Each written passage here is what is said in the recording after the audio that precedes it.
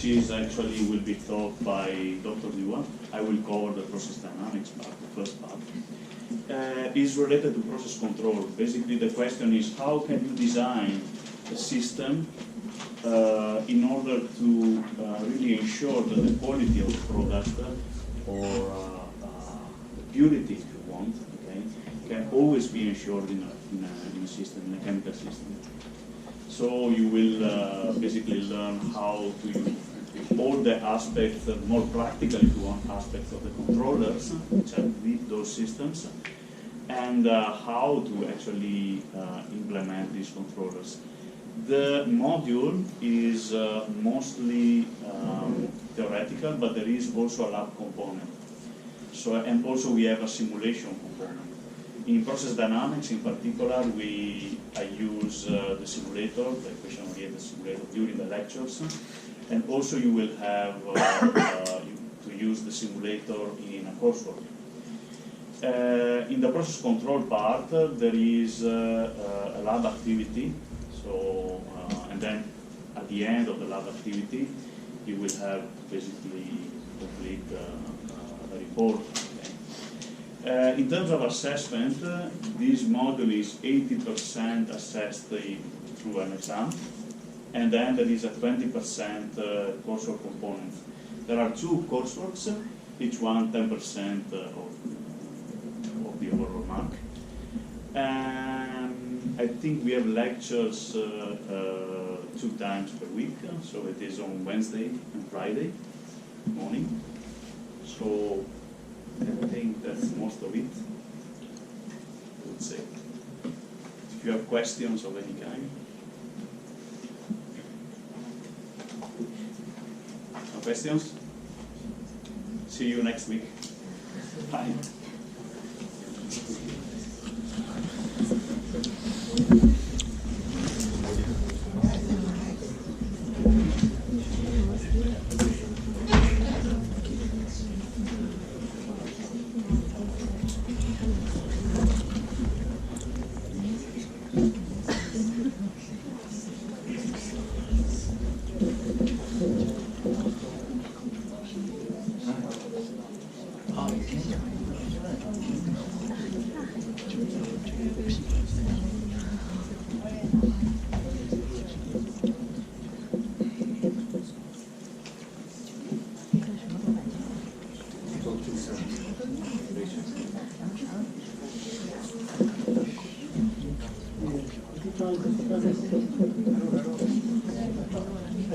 Yeah.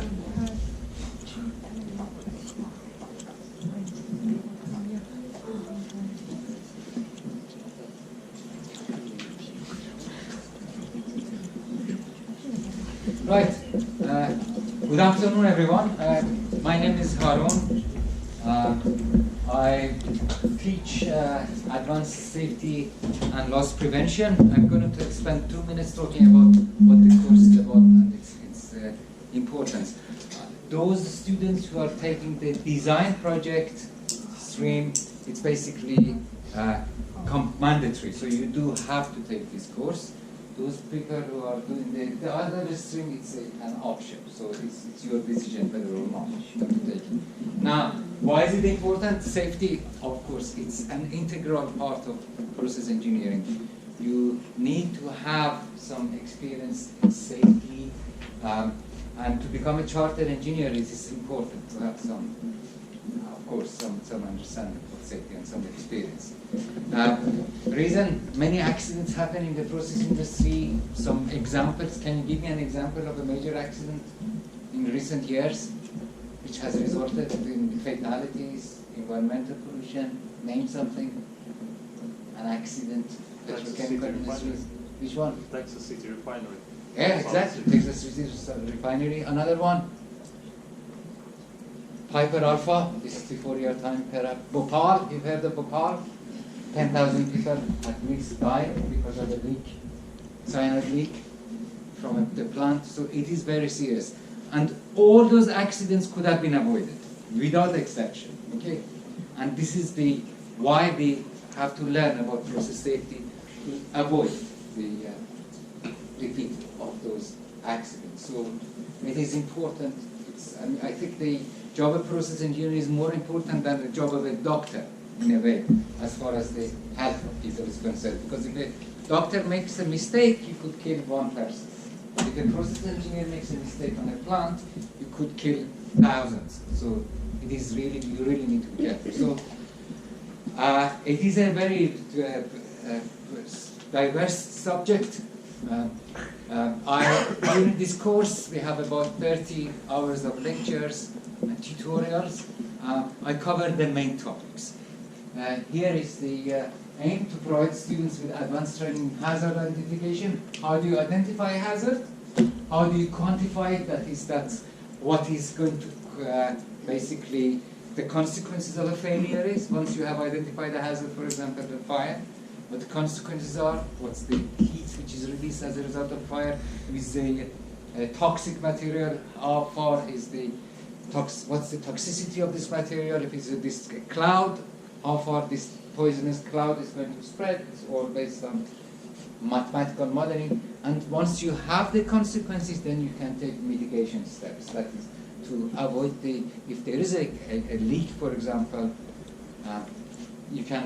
what steps you can take to mitigate. So this is what this course is about, going through these different phases.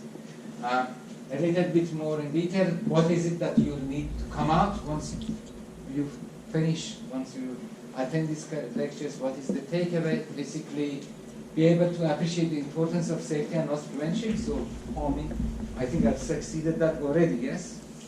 To some extent, hopefully. So you appreciate its importance, be able to identify, quantify, and manage hazards, be able to apply your knowledge during conceptual design, operation, and the combination of a plan. So as soon as you think about putting a process together, you need to think about safety. During the design, you need to think about safety, the consequences. During the operation, safety. And when you finish the plant and you decommission it, you also need to have safety aspects on board. So it's a life cycle process. So this is a bit more detail about the synopsis. We start with inherent safety, very important. How can you make a process inherently safe? Basically, by simplification, using less material. So it's a whole philosophy in safety. Hazard identification, hazard and operability studies, consequences from gas accumulation, dispersion, explosion. So it's a whole range of different topics. Risk management, management systems, operational aspects, and quantitative risk assessment. Okay, so this is in a nutshell. Is that okay? Any questions? Right? Thank you very much.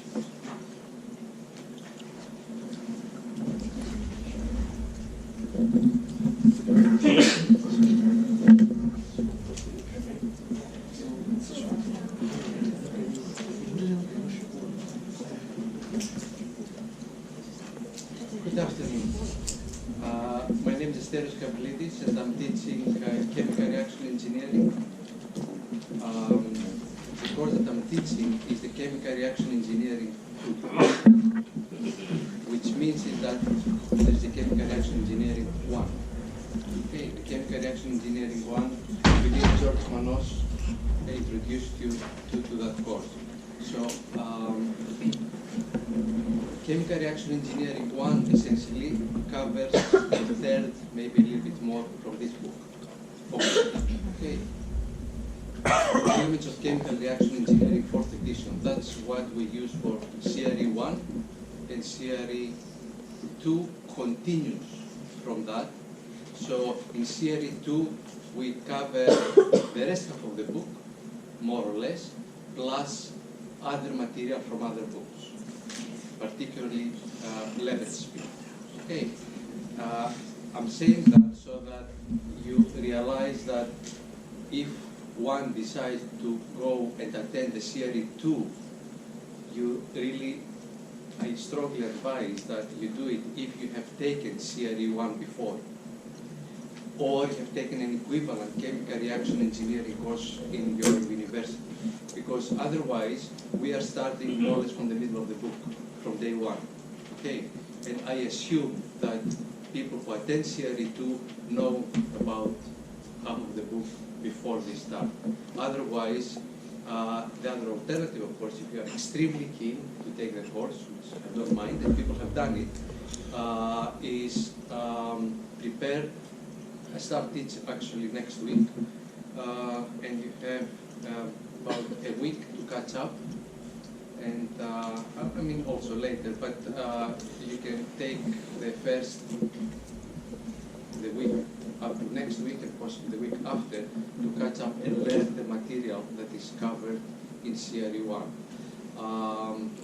So it is, has anybody taken chemical reaction engineering before in the university where you are coming from? Okay, great. So that means is that quite a few of you have actually done the equivalent of CRE 1. So in that case, you can actually take CRE 2. Which brings me to what we teach in CRE 2. So in CRE 1, we look at the typical reactors. You've heard PFR, CSTR, the ideal reactors, and typically isothermal conditions, and start looking